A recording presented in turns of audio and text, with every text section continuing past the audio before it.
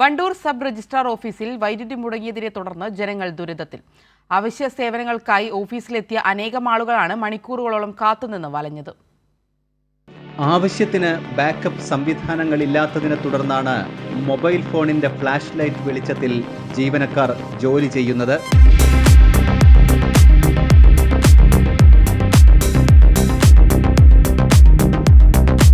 Wandoor sub registrar ഓഫീസിലാണ് അടിസ്ഥാന സൗകര്യങ്ങളുടെ അഭാവം മൂലം ജനങ്ങളും ജീവനക്കാരും ഒരുപോലെ ബുദ്ധിമുട്ടുന്നത്. രാവിലെ 10 മണി മുതൽ തന്നെ വിവിധ ആവശ്യങ്ങൾക്കായി ദൂരസ്ഥലങ്ങളിൽ നിന്ന് ആളുകൾ ഇവിടെ എത്തുന്നു. എന്നാൽ KSEBയുടെ അറ്റകുറ്റപ്പണികൾ കാരണം വൈദ്യുതി മുടങ്ങിയതോടെ ഓഫീസിന്റെ പ്രവർത്തനം പൂർണ്ണമായും തകിടം മറിഞ്ഞു. അതിന്റെ പ്രധാന കാരണം വില്ലനായിട്ടുള്ളത് ഇന്ന് ഈ വണ്ടൂർ ടൗണിൽ ഉണ്ടായിട്ടുള്ള പവർ കട്ടാണ്. പവർ കട്ടിനെ കുറിച്ചല്ല, ചിലപ്പോൾ KSEB ഇവിടെ ലൈനുകൾ വെട്ടുന്നുണ്ട്, അതുമായി ബന്ധപ്പെട്ടിട്ടായിരിക്കും കറണ്ട് ഇല്ലാതെയായത്.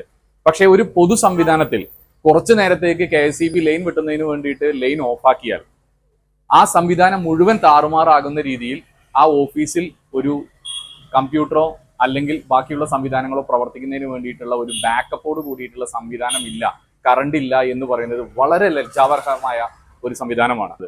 ഇത്തരത്തിലുള്ള സാഹചര്യങ്ങളെല്ലാം തന്നെ വളരെ വലിയ ഒരു അനാസ്ഥ കൊണ്ട് ഇല്ലാതായി തീർന്നിരിക്കുന്ന ഒരു കാഴ്ച ഈ രജിസ്റ്റർ ഓഫീസിൽ വന്നപ്പോൾ കണ്ടു.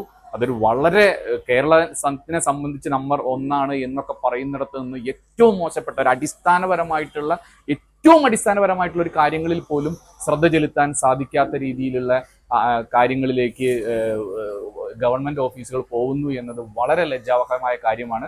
ഇത് ഒരു സബ് രജിസ്ട്രാർ ഓഫീസ് പോലെ പ്രധാനപ്പെട്ട സർക്കാർ സംവിധാനത്തിൽ വൈദ്യുതി മുടങ്ങിയാൽ ബാക്കപ്പ് നൽകാൻ ആവശ്യമായ UPS അല്ലെങ്കിൽ ജനറേറ്റർ സംവിധാനങ്ങൾ ഇവിടെയില്ല.